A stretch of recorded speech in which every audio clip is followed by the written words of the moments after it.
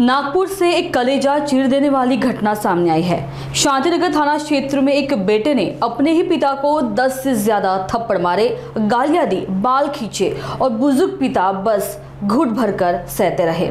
आपको यह दृश्य विचलित कर सकते हैं।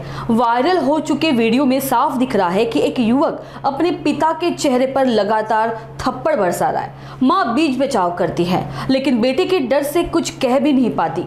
क्या यही हमारा समाज बन गया है, जहां बेटा बाप से इतना ऊपर हो गया है कि उम्र की इस मोड़ पर जिन हाथों ने उसे चलना सिखाया, उन्हीं हाथों को पकड़कर गिरा दिया जाता है।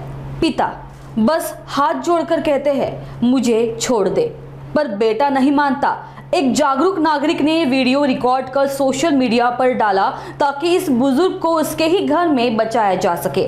पुलिस ने मामले को गंभीरता से लेते हुए आरोपी बेटे को थाने बुलाया और कड़ी चेतावनी दी, लेकिन दुख की बात यह है कि पिता ने इसे परिवार का मामला बताकर शिकायत करने से इनकार कर दिया।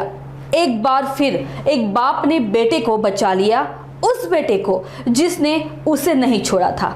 सोशल मीडिया पर लोग अब सवाल कर रहे हैं, क्या परिवार का मामला कहकर हम हिंसा को नजरअंदाज करते रहेंगे? कब तक बुजुर्ग पिता यूं ही बेटे के थप्पड़ों का जवाब विनती से देंगे? याबद्दलची माहिती शुक्रवारी आम्हाला भेटली होती।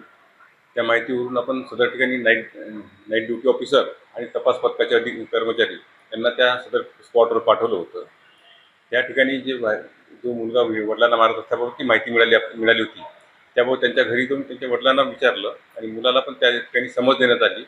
वडिलांना त्यावर विचारलं असता त्यांनी मारत नसल्याचे सांगितले। तसेच त्याची आई जी होती, ते आमच्या घरी काय झालं, आपसी मामला आहे आणि आम्ही कुठलीही तक्रार केली नाही, त्यामुळे आपण त्या ठिकाणी का आले असा त्यांनी प्रश्न केला। तरी आपण त्याच्या वडिलांना झालेल्या घटनावर तुम्हाला जर तक्रार द्यायची असेल तर आपण त्याची तक्रार द्या असं सांगून त्या मुलाला प्रॉपर समज देण्यात आली।